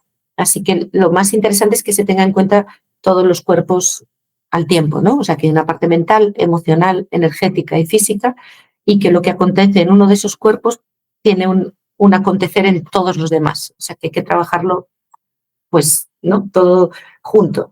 Pero el factor emocional mental es de muchísimo peso. ¿Y cómo se llegaría, o sea, el abordaje desde la medicina ambiental y la conexión con las emociones, en este caso, sería más por, digamos, optimizar el entorno? Sí, el foco en medicina ambiental se pone más en esa parte. Yo, como te digo, como desde jovencita empecé un trabajo personal y otra serie de cosas, pues creo que se puede hacer simultáneamente. En unas personas tienes que empezar por la psique y en otras por lo físico, pero por lo menos tenerlo todo en cuenta. Y en medicina ambiental sí que se sabe por lo menos acompañar muy bien. Date cuenta que muchas personas que llegan hay hospitales de medicina ambiental o centros médicos de medicina ambiental donde las personas que llegan con cosas que para la medicina no existen o que no encajan en ningún diagnóstico. Otros sí, ¿no? Porque tú puedes tener un Alzheimer y evidentemente la medicina ambiental puede hacer mucho por eso, ¿no? Pero es que lo que llega mucho son sensibilidad química múltiple, fibromialgia, que ahora ya por lo menos se la valora, pero hace unos años era, no, esa persona está mal de la cabeza y listo, ¿no? No. Fatiga crónica, o sea, el síndrome de ATM, o sea, muchos procesos, muchos cuadros de la electrosensibilidad, imagínate, ¿no? Vete al médico con un cuadro de electrosensibilidad. Entonces, por lo menos en la gente que está preparada en medicina ambiental va a saber entender tus síntomas, no los va a rechazar de plano, no te va a mandar al psiquiatra, sino que va a mirar todos esos factores ambientales que te pueden estar llevando a esa situación. Y hay asociaciones de electrosensibilidad, de sensibilidad química, o sea, eso va cogiendo también peso, aunque de ninguna manera está metido en el sistema. No es que tú vayas a poder ir al médico y decirle tengo electrosensibilidad y que te entienda, ¿no? Pero sí que existen ya alternativas, asociaciones que siempre apoyan y amparan. Entonces, ahí vas a tener primero el apoyo psicológico de que alguien te comprenda, de que encuentre factores y que entienda que lo que tú le estás contando es real, no te lo estás inventando, como todo, ¿no? Pero hay un trabajo personal que se debe hacer aparte, ¿no? Digamos, o un trabajo sobre la parte psicológica, pero esas personas llegan ya tan mal que primero tienes que ir en general a lo físico, a evitar la exposición, a que recuperen un poco de energía, a que se sientan, pues lo que decíamos al principio, ¿no? Con la fuerza como para iniciar un camino. ¿Y nos podrías compartir algunos consejos para esta desintoxicación de tóxicos ya acumulados en el cuerpo? A ver, hacer por ejemplo, una quelación o hacer una eliminación de metales pesados es importante. Una quelación ya profunda no es fácil sin dirección, pero sí que hay cosas que pueden hacer las personas y que ayudan mucho, como la zeolita, la clorela, como los hongos. Los hongos hay que comprarlos de muy buena calidad para que no vengan llenos de metales pesados, pero el uso de hongos en quelación es excelente, ¿no?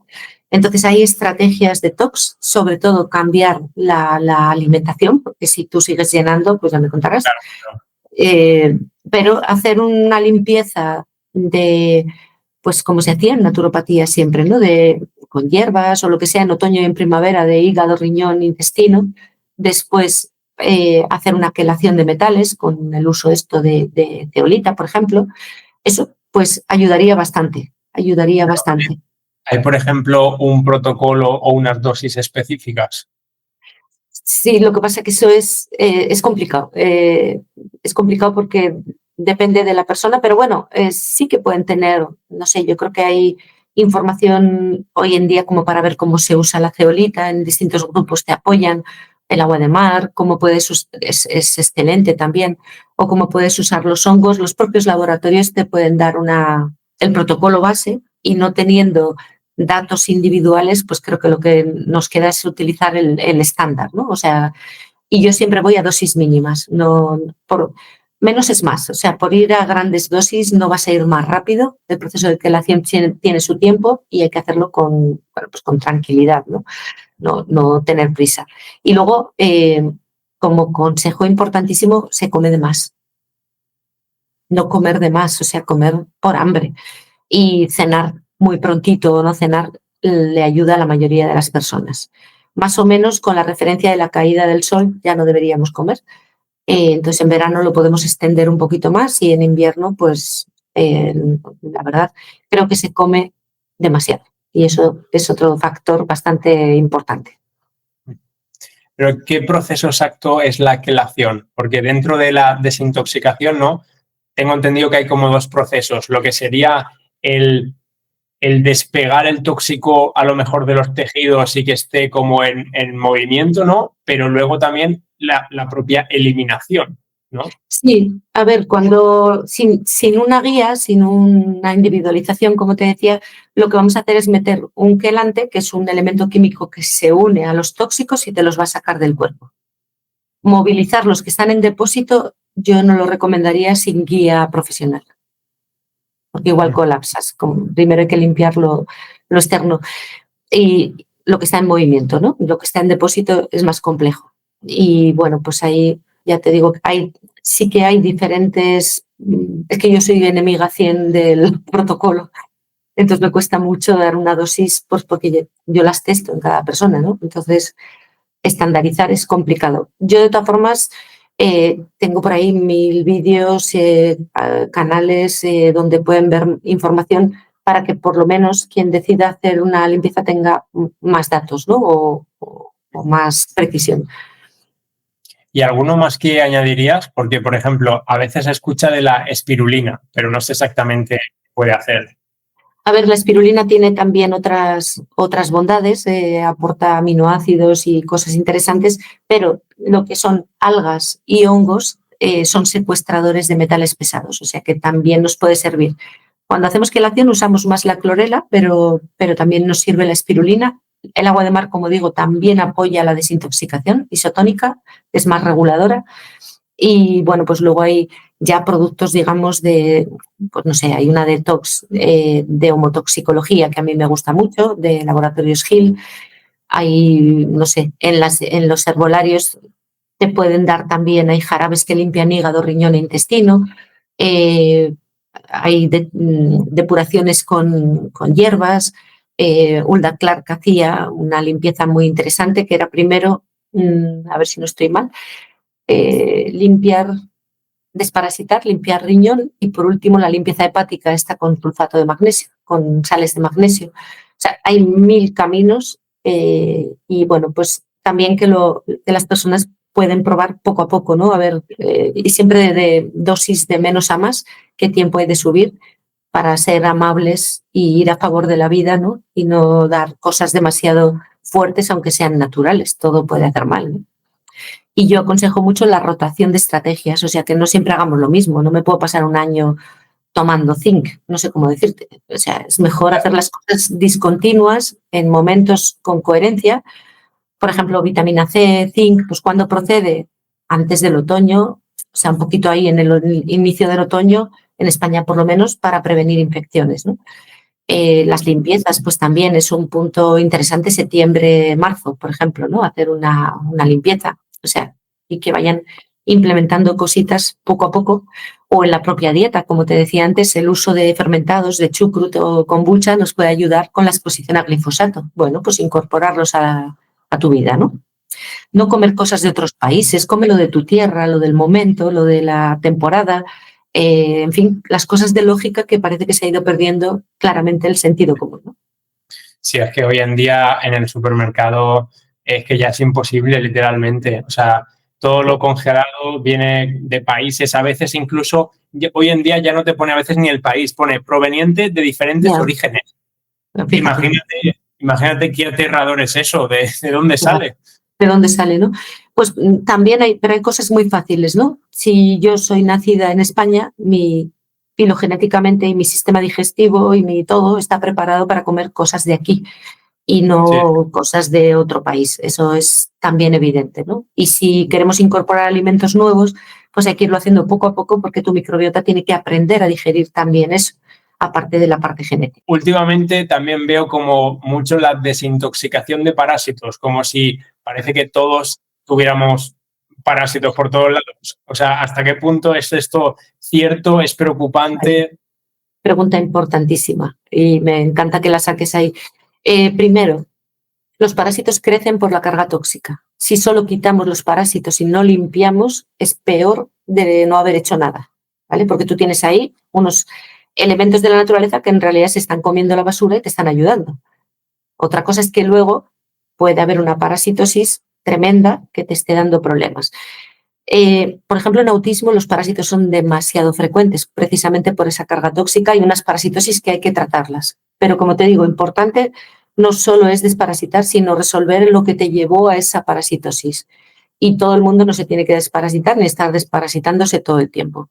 De hecho, hay ya teorías que hablan de que la pérdida de parásitos en el mundo occidental nos ha dejado más expuestos inmunológicamente porque están ahí, porque tienen que estar. Otra cosa es, como siempre, la cantidad, cuestión de equilibrio, pero si faltan depredadores en un ecosistema, estamos fastidiados, ¿no? O sea que ni lo uno ni lo otro. Cuando hay parasitosis importantes hay que desparasitar, pero hay que hacer algo más que desparasitar. Hay que cambiar el terreno porque si no quedas en un estado peor. Y vemos verdaderas barbaridades por la desparasitación continua en las personas. Ya. ¿Y estos parásitos se pueden encontrar en cualquier tejido o se acumulan específicamente en ciertos?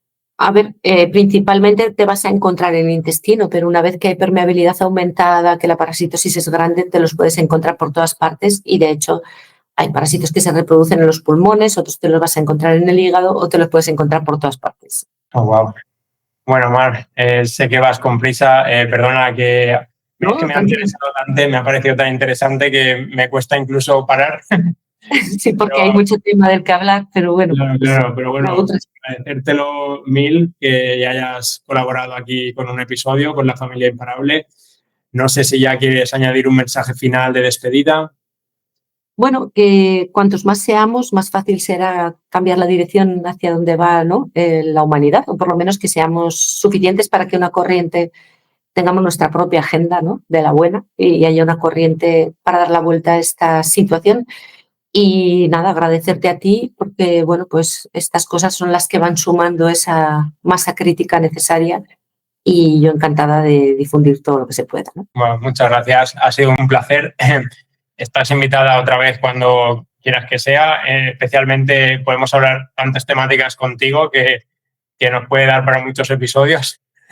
Así que quieres, más adelante nos volvemos a reunir, ¿vale? Venga, dejaré tus redes y web y demás por aquí y muchos éxitos y seguimos en contacto. Muy bien. Chao. Chao.